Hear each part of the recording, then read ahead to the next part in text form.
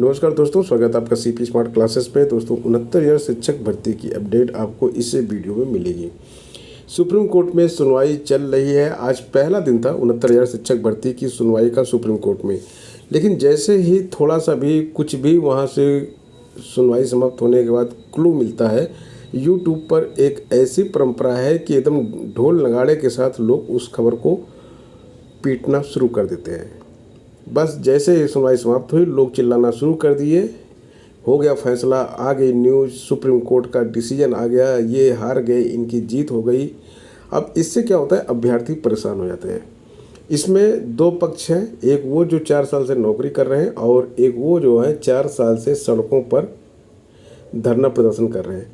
दोनों 4 साल से काम कर रहे हैं, ये सरकार को सेवाएं दे रहे हैं और ये धरना प्रदर्शन कर रहे हैं और पुलिस के द्वारा सताए जा रहे हैं, सड़कों पर खींचे जा रहे हैं। तो जाहिर सी बात है, जब इस तरह की न्यूज़ आएगी मार्केट में तो कहीं खुशी होगी, कहीं गम होगा।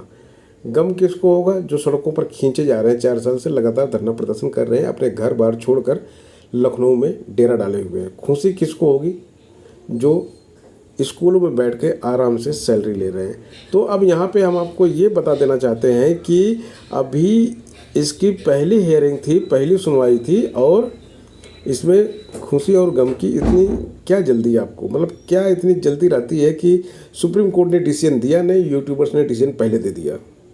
अभी सुप्रीम कोर्ट में सुनवाई चल रही है, लेकिन यूट्यूबर्स जो है, जो कुछ बड़े चैनल हैं, 2-2, 3-3, 4-4 लाख फॉलोवर्स हैं उनके, लेकिन वो ढोल पीट दिए कि डिसीजन हो गया।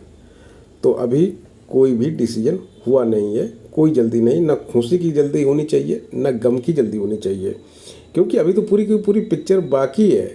कैसे बाकी है, आइए देखते हैं इस वीडियो में।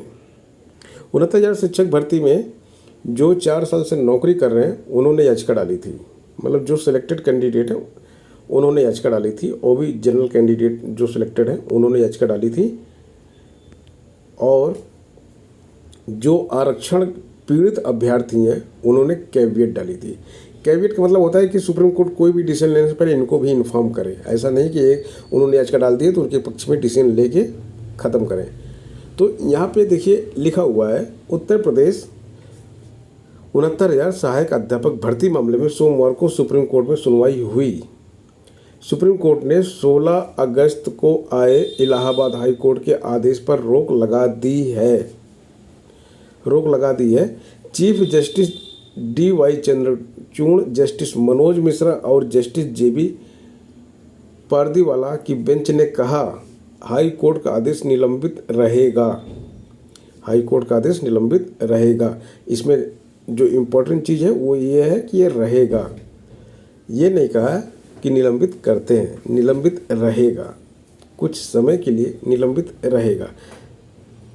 सुप्रीम कोर्ट ने राज्य सरकार और दोनों पक्षों, अनुसूचित जाति OBC वर्ग के अभ्यर्थियों तथा कार्यरत शिक्षकों से कहा कि लिखित दलीलें पेश करें, कि आप लोग लिखित दलीलें पेश करें।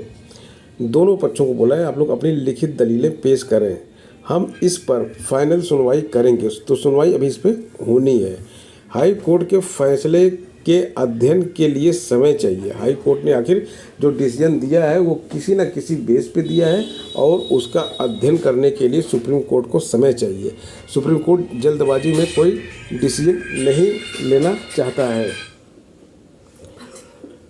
तो अब यहाँ पे अगली सुनवाई की डेट दे दी गई है 23 सितंबर को। 23 सितंबर को जो है इसकी अगली सुनवाई होगी। याचिका परिषदीय विद्यालयों में 4 साल से नौकरी कर रहे शिक्षकों ने सुप्रीम कोर्ट में दाखिल की थी। याचिकाकर्ताओं में शिक्षक राघवेंद्र प्रताप सिंह, रवि प्रकाश पांडे, शिवम चौबे, रवि सक्सेना सहित अन्य अभ्यर्थी शामिल हैं। ये सभी जनरल कैटेगरी कैंडिडेट हैं और इन्होंने याचिका डाली थी। क्योंकि अगर इस पर कुछ डिसीजन आता है, जो डबल बेंच का डिसीजन हाई कोर्ट का, अगर वो लागू होगा तो इसमें से जनरल कैंडिडेट के छात्र ही बाहर जाएंगे। OBC और SC/ST छात्रों को इसमें किसी भी प्रकार का कोई प्रॉब्लम नहीं होनी है। इनकी तरफ से एडवोकेट गौरव बनर्जी, S मुरलीधर, मुकुल रोहतंगी, PA सुंदरम ने पैरवी की। राज्य सरकार का पक्ष सुप्रीम कोर्ट में यूपी की अपर महाधिवक्ता ऐश्वर्या भाटी ने रखा। अब आगे इसमें कुछ और तथ्य हैं, उनके बारे में भी बात कर लेते हैं।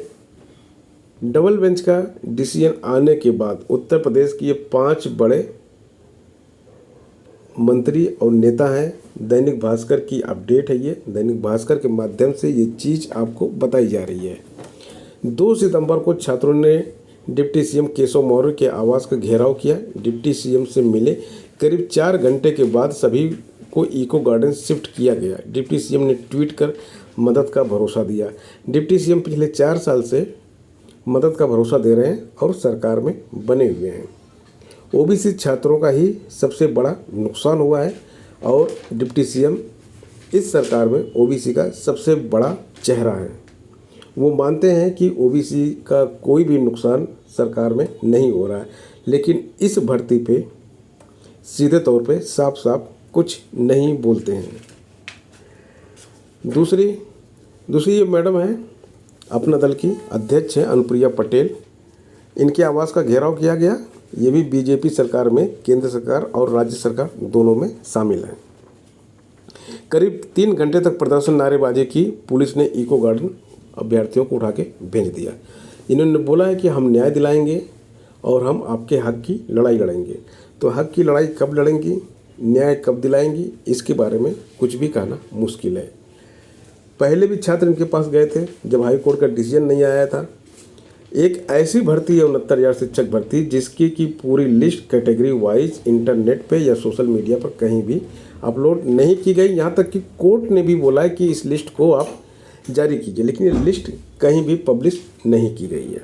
इस तरह की एक ये भर्ती है।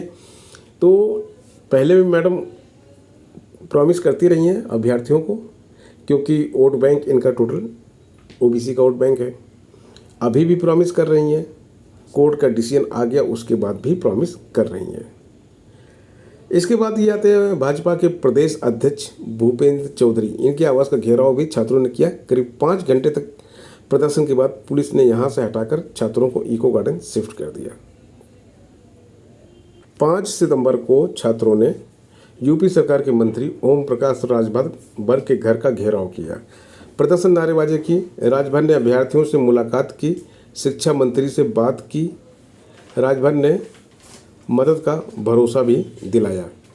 जब तक विपक्ष में थे राजभर, तब तक राजभर जी छात्रों के साथ बिल्कुल खड़े रहते थे। अब ये सरकार में है, कितना कर पाएंगे छात्रों के लिए आने वाला भविष्य बताएगा। 6 सितंबर को यूपी सरकार के मंत्री संजय निषाद के आवास का घेराव किया गया। इस दौरान कई महिला अभ्यर्थी रोती नजर आईं। उन्होंने कहा, हमें लखनऊ को में घसीटा जा रहा है, हमारे कपड़े फाड़े जा रहे हैं। करीब 4 घंटे के बाद पुलिस इन्हें हटाकर इको गार्डन में शिफ्ट कर दिया। नतीजा कुछ भी नहीं। क्या सरकार कुछ ऐसा नहीं कर सकती है कि दोनों पार्टी 69,000 में चयनित और जो चयनित नहीं हुए, दोनों में से किसी को नुकसान ना हो? क्या ऐसा कोई रास्ता नहीं निकाला जा सकता है? बिल्कुल निकाला जा सकता है, लेकिन सरकार उस पर अपने आप कोई डिसीजन नहीं लेना चाहती है। सरकार चाहती है कि कोर्ट से फैसला आए तब डिसीजन ले। हाई कोर्ट का फैसला आ गया, अब सुप्रीम कोर्ट का फैसला आएगा तब डिसीजन होगा। हाई कोर्ट ने 16 अगस्त को इलाहाबाद हाई कोर्ट ने 69,000 शिक्षक भर्ती की जून 2022 और जनवरी 2022 की मेरिट लिस्ट को रद्द कर दिया था। बेंच ने सरकार को सहायक शिक्षक भर्ती परीक्षा का रिजल्ट नए सिरे से जारी करने का आदेश दिया था। बेसिक शिक्षा विभाग को 3 महीने में चयन सूची जारी करनी थी। कोर्ट में शिक्षकों की भर्ती में 19,000 सीटों पर आरक्षण घोटाला सामने आया था। ऐसे में बेंच ने आदेश दिया कि आरक्षण नियमावली 1981 और आरक्षण नियमावली 1994 का पालन करके नई लिस्ट बनाई जाए। इससे पहले लखनऊ हाई कोर्ट की सिंगल बेंच भी ये मान चुकी है कि 69,000 शिक्षक भर्ती में 19,000 सीटों पर आरक्षण का घोटाला हुआ है। जब हाई कोर्ट की सिंगल बेंच इसको मान चुकी है, हाई कोर्ट की डबल बेंच आदेश दे चुकी है, तो सुप्रीम कोर्ट क्या इन दोनों फैसलों को पलट देगा? अगर सुप्रीम कोर्ट इन दोनों फैसलों को पलटता है तो क्या सुप्रीम कोर्ट सरकार से ये नहीं पूछेगा कि आपने किस नियम के तहत ये लिस्ट बनाई है, शिक्षकों की भर्ती की है और इसकी मेरिट लिस्ट कहाँ पे है? क्यों नहीं उसको पब्लिश किया है और पूरा आंकड़ा हमको दीजिए। क्या सुप्रीम कोर्ट ये सब बिना पूछे ही फैसला दे देगा? लेकिन होता क्या है, जब कोई केस कहीं पर आता है, जैसे सुप्रीम कोर्ट के सामने ये केस गया, तो सुप्रीम कोर्ट क्या करेगा, सबसे पहले तो स्थिति को यथावत रखेगा जिससे कि किसी को कोई दिक्कत ना होने पाए, क्योंकि जब स्थिति यथावत रहेगी तभी जो है उस पर आगे काम होगा। अगर स्थिति यथावत नहीं रहेगी तो इस बीच में चेंज हो जाएगा। जैसे मान लीजिए अभी सिलेक्टेड लोग हाई कोर्ट सुप्रीम कोर्ट में गए हुए हैं, इस बीच में अगर सरकार रिजर्वेशन वाले कैंडिडेट्स का पक्ष लेती है और नई लिस्ट जारी कर देती है तो ये गड़बड़ हो जाएगा और बाद में डिसीजन वहाँ से उल्टा आ जाए। इसलिए सुप्रीम कोर्ट ने तत्कालिक रोक लगाई है। ये रोक टेम्परेरी है, ये रोक तब तक प्रभावी है जब तक सुप्रीम कोर्ट का डिसीजन नहीं आ जाता है। इसलिए परेशान होने की जरूरत नहीं है। और इस भर्ती में क्या क्या हुआ आप एक नज़र में देख सकते हैं। 5 दिसंबर 2018 को 69,000 सहायक शिक्षक भर्ती का नोटिफिकेशन जारी हुआ।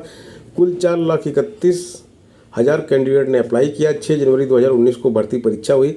4,10,000 कैंडिडेट परीक्षा में शामिल हुए। 12 मई 2020 को परीक्षा का रिजल्ट जारी हुआ।